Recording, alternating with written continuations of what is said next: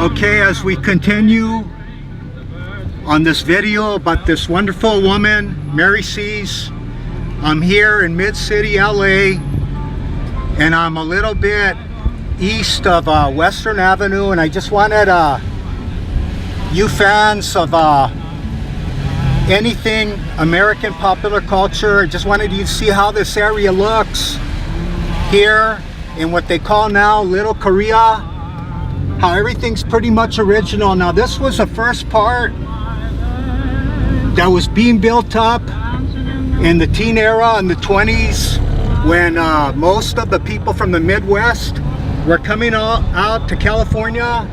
This is where people were moving, and any activity, any action at that time, this is where everything was happening. A little bit south of Sunset and Santa Monica Boulevard, because all the movie studios were not too far. A little bit north from here, and I'm just driving around, and the only thing missing, if you suspend your disbelief, are the red cars, the street cars that ran down all these main boulevards. And as you can see here, when you see the old Laurel and Hardy movies, Harold Lloyd, Charlie Chaplin, this is where he'd be driving. This is where they did a lot of the outdoors filming, in this area right here. These beautiful houses. Now, I used to work in this part of LA in the 80s. There wasn't one spot that wasn't full of graffiti. I mean, there and gang killings. It was a total mess. Now it's being re-gentrified. These places were peeling and falling down. People are moving back to central LA. They're buying these properties because the houses on the west side of LA are completely unaffordable. Even if you got a couple of million, houses in West LA cost $3 million. Okay, now on the website, the C's official website, they give the wrong address. I'm going to rectify that for you fans of C's Candy, chocolate confections. The original address was 118 Northwestern, right over there. There it is. That was the very first original C's Candy store in America, and by 1925 they had 12 stores here in LA. And there you go, 118 Northwestern. If you want to come right here in Western Avenue, we're in the middle, what they call Little Korea. It's pretty much a majority Korean community. And it's that Tom's Coffee Shop there, 113 North Western Avenue. And I can't believe that they said 135. Now I'm going to cross the street. I'm going west. I'm going south on Western. I'm going to make a right over here. I think this street right here, I'm going to make a right. I want you to see what's in back of where they would make the chocolates when they started out in 1921. Now, that building where Mary and Charles and his wife Florence started in 1921, they leased that from a fellow Canadian.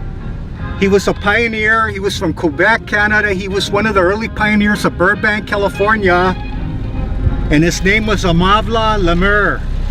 Now, he gave them the opportunity to lease that building, a fellow Canadian. But industry, business was exploding all over America. And see this house right here? Look at that, fantastic. What would that be now? What kind of architecture would that be? Queen Anne? I'm not too sure, but the building that housed the first original C's Candy store, that was built in Italian Renaissance revival. Now it's between Council Street, and I didn't get, for you fans, the other street, but here you go. I'm gonna get a nice shot, hopefully. Now here's a little factoid. When Cher, when she met Sonny in 1962, she was working at there were two seized stores on Hollywood Boulevard, and she was working there, Cher was, when she met Sonny. That's just a little factoid. Now the history of chocolate, they found pottery with chocolate being drunk in ancient Mexico. The Olmecs are drinking it as far back as 1500 BC. And then the original word was called cacawa. And then when the Spanish conquered Mexico by 1600, chocolate had entered the English language. Now the Aztec word for chocolate was cacahuatl, but if you speak Spanish, the Spaniards, they considered that a very vulgar word, and so they asked the Aztecs, what is the word for hot? They said chocol.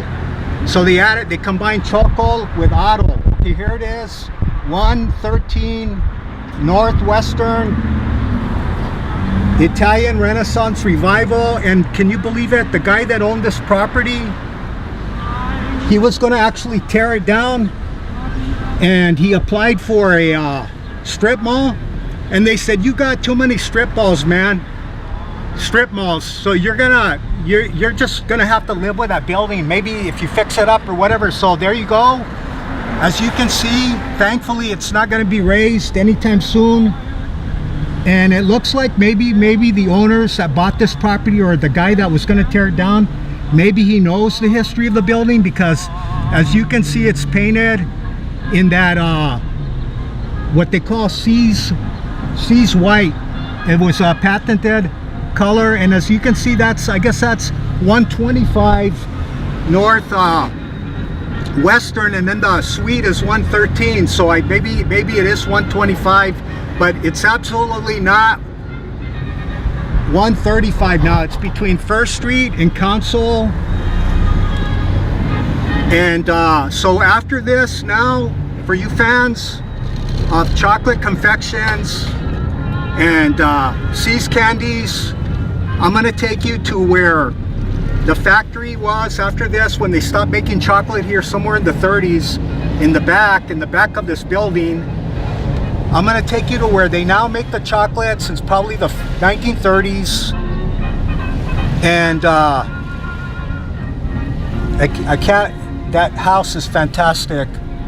And I'm going to tell you the rest of the history of what's happened to the C's company and who owns it, and the synchronistic connections with the people who own it, and the background of how the person who bought it, his connection with the state of New Mexico, and more properly Albuquerque. Kind of like a weird connection. And look at this wonderful building here. Fantastic. And these rents are pretty expensive, but they're nothing like the rents in West LA. And in 1941, Charles, he built the first all porcelain store in Bakersfield, California. And let me say, by 1925, I think I already mentioned it, they had already built 12 stores. And then by the end of the Depression, they had about over 35 stores. And then they said that the only reason that C's Candy survived the Depression is because Charles instituted a bulk rate discount, where most candy stores that didn't survive, they were selling their candy for 80 cents a pound. And so he was able to sell his chocolate for 42 cents a pound. And so that's how the C's family was able to survive the Great Depression. Okay, so as you can see, a lot of these, even the apartment complexes, the young starlets would come to Los Angeles. They live in these studio apartments, and we're really lucky that these houses are still extant. Okay, and now one more thing I just want to say here, that when they had a See's candy store in Norwalk, California in the 60s, and they had this long hallway that you'd walk from the back, and it was checkerboard, black and white. And I remember clearly walking down into the inner sanctum of that particular See's candy store, and then you'd walk in, you'd see her, that wonderful photo of that great grandmother, Mother C. And then they always had the Rococo clock with the gold fittings on it, and then they'd have the plate, the board, that the plate rail that would be along the edge, like grandmas did, who were born at the turn of the 20th century, like my grandmother and most baby boomers' grandmothers. And okay, so follow me, and thank you for watching the second part. So let's go to where the factory is on La Cienega. Plus they have another one in San Francisco, which was open in I think 1940. Okay, so follow me, and thank you for watching, and please subscribe. There's room for me, and there's room enough to dance. I'll always take a chance, dancing in the moonlight, underneath the stars, singing little love songs to my baby, dancing in the moonlight, sighing little sighs, looking for the love light right in my baby's eyes, dancing in a corner, steal a little kiss, get a little closer to my baby, give a boy a June night, give a girl a song, they'll be dancing in the moonlight all night long. Okay, I'll be seeing ya. Thank you.